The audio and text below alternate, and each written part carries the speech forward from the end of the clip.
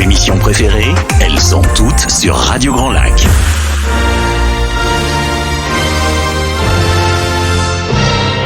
Your English Weekly. Your English Weekly.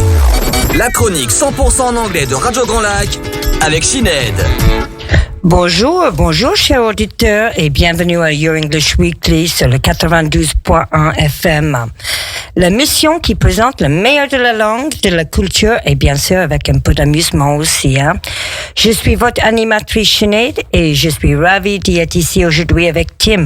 Hello Tim. Hi Sinead. Vous pouvez nous trouver sur Your English Workshop à Aix-les-Bains ou à le Ravoir. Et n'oubliez pas de regarder notre site pour les dernières infos sur l'ouverture de Technolac. L'épisode aujourd'hui est de niveau A2B1 avec un contenu assez passionnant là pour l'été. Avec un peu de soleil, on peut s'amuser. Vous pouvez nous réécouter cette émission sur YouTube.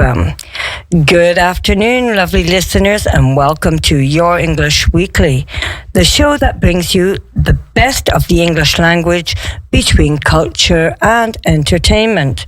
I'm here today with Tim, and I'm grateful to be able to share our two stories today. So, Tim, tell me, what's your story about? So today it's about hackers on the internet. Okay, and I'm going to talk about garden games. So you will learn all about the different garden games that we play in the summer when we are having the beautiful weather. Mm-hmm. Okay, so don't miss out on the fun. Stay with us for 15 minutes from now until 12:30 on 92.1 FM. So, Tim, how are you this week? I'm okay, thank you. I'm pleased to see the sun out today. Yeah. And of course, I'm sure you're getting ready to heat up your bowls. Oh, yes, to play, for the competition later. The competition later, exactly. Yes, indeed. Good. So, Tim, you're going to talk about hackers, but before that, are you going to give us your little pun of the day? Yes, okay. So wait for it. Here we go. If you cut off your left arm, then your right arm will be left. Ooh, so if you cut off your arm, you've got no more arm. Okay, and your arm will be left. So you will have your left arm. You won't have a right arm, but you'll have a left arm. One arm left, yeah. Exactly. One left, so one extra. Okay, I hope you understood that, dear listeners. Right. Well, there you are. You can play with those words today. Okay, Tim, tell us what is some of the vocabulary we're going to hear today? Sure. So we have ransomware. Okay, so ransomware, c'est un logiciel de malveillant. Hacker. Donc, un pirate informatique. To be targeted. Être ciblé ou être visé. A compromised system. Un système vulnérable. To handle. Gérer. Scary. Effrayant. Law enforcement. Appliquer la loi. A meat processing company. OK. Donc, meat, c'est pas se rencontrer. On peut dire meat. Mais là, c'est la viande. Donc, une entreprise de viande qui transforme la viande. A decryption key. Donc, une clé de déchiffrement. A threat. Ou une menace. And a task force. Un groupe de travail. Okay, so the article's about ransomware hackers. And it was an interesting. They are criminal gangs who hack computers of governments, companies, and even hospitals and ask them for money. Medium-sized businesses that don't have cybersecurity teams are often targeted. The hackers identify compromised systems and try to gain access to them while others in their team handle the negotiations. Scary, hey? The hackers have group names such as Wizard Spider and are based in countries that are outside international law enforcement. The victims are forced to pay ransom to regain access to their company systems, and all sorts of problems can result. This year, the world's largest meat processing company, JBS, paid £7.8 million ransom to get back on its own computer systems. Hackers hack into internet-connected computer systems, look lock access to them, and then sell a decryption key in exchange for payment in Bitcoin. Governments are trying to stop them. In the UK, GCHQ's cybersecurity leader recently warned that the ransomware is a bigger threat to online security than hostile states. And in the US, President Biden has set up a multi-agency anti-ransomware government task force.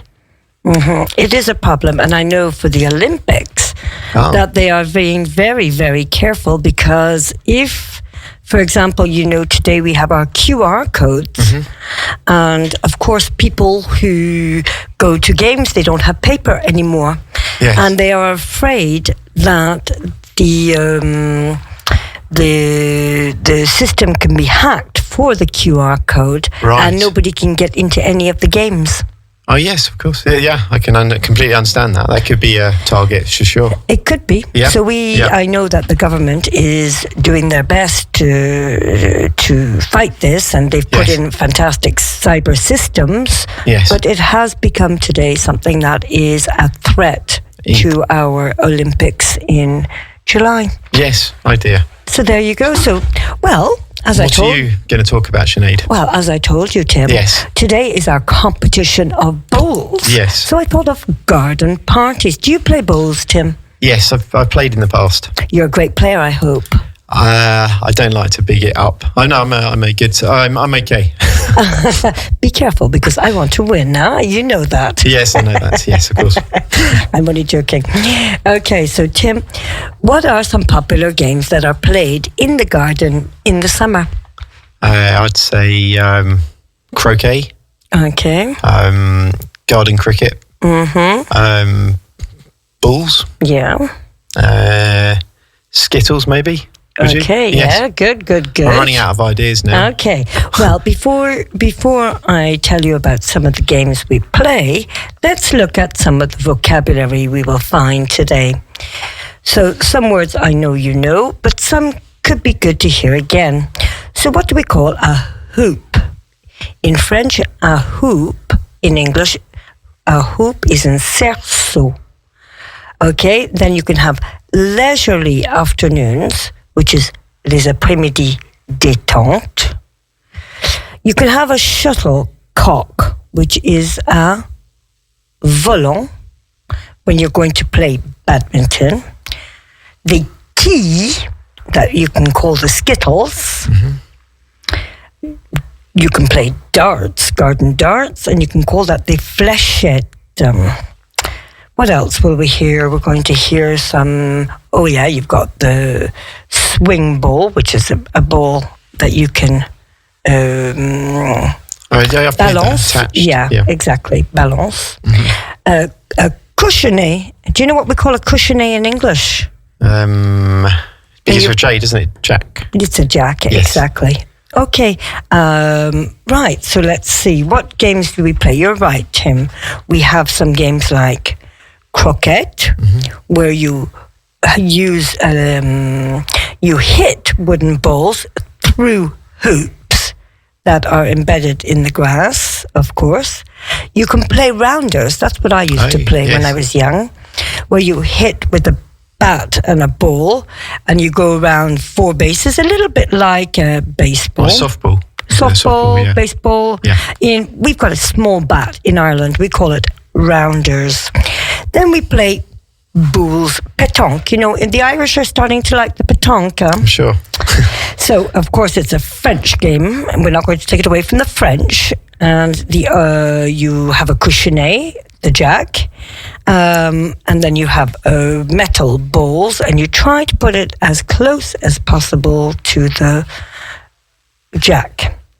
You've got another game that's called long balls, where you more or less the same. So you roll the balls so they stop close as well to the jack or the kitty, but we're going to call it a kitty with long balls. We've got badminton, where you can play with a shuttlecock back and forth over a net. Now, you can play badminton when you're garden, but you can also play the wooden badminton on the beach. What do we call that? Paddle? Yeah, no, paddles are smaller. Yeah, but I think that's what we play with, the smaller racket on a beach. Or maybe it's just beach. Beach tennis or something. Yes, yeah. Okay, perhaps. Sorry, I don't know exactly.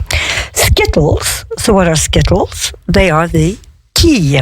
So that's a very traditional game where players roll a wooden or a rubber ball to knock down Skittles. A little bit like bowling on the lawn.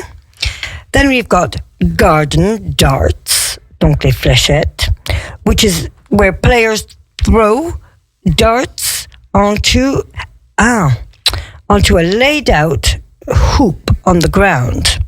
Now, laid out is posé, for listeners. I should have told you that word earlier. Posé.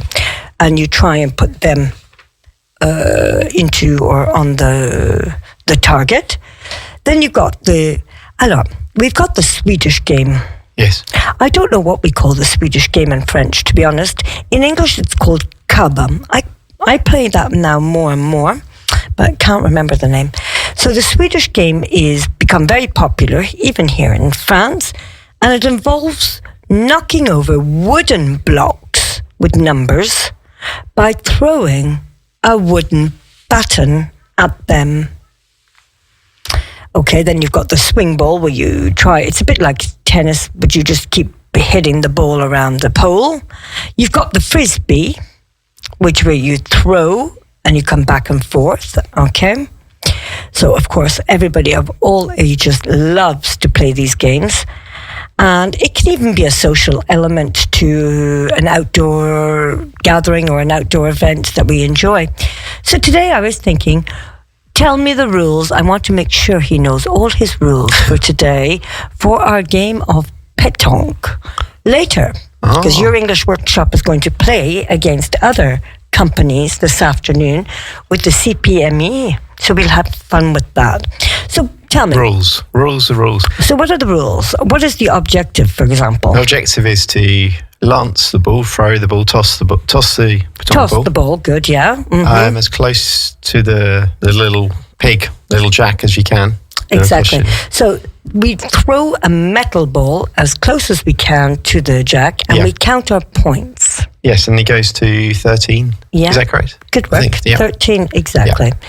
So what type of playing area do you need?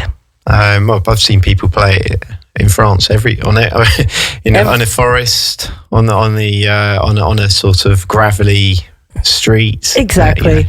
So you need just a surface with either sand or gravel. It can be played on the grass as well if you want, but a little more difficult. This area is known as the terrain, the pitch, and it's usually about 15 meters long and 4 meters wide. So how many players can play? It's a 4 maximum, isn't it? Well, usually you can play in pairs or in teams of 3. Oh, okay. So we're going to play in 2 teams of 2 tonight, Tim. Right. That's why we're going to win. Okay. And each team has a set of balls. Mm-hmm. Okay. So what do we do to play the game? How do we start?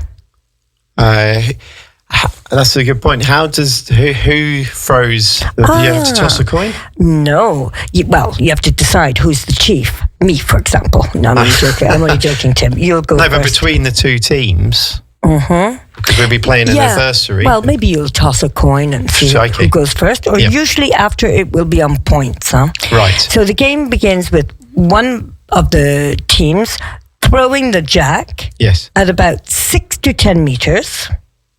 And then they take turns throwing the ball as close as possible to this jack.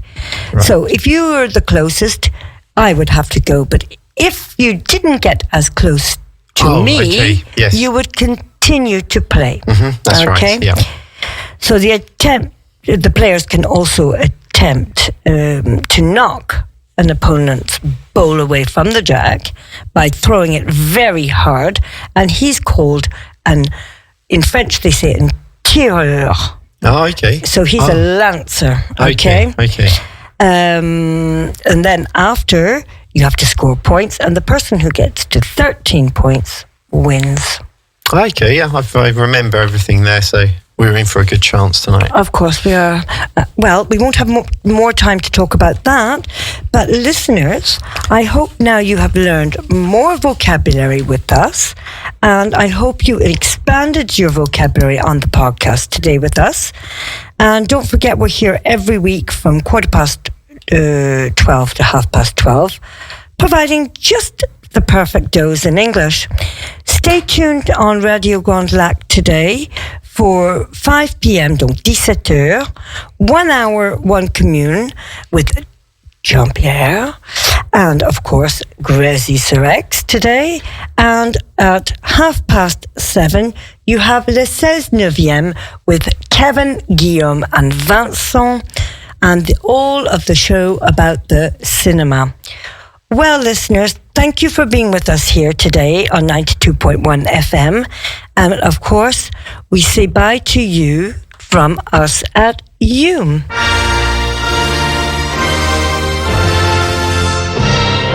Your English Weekly. Your English Weekly. La chronique 100% en anglais de Radio Grand Lac avec Sinead. Radio Grand Lac, votre radio.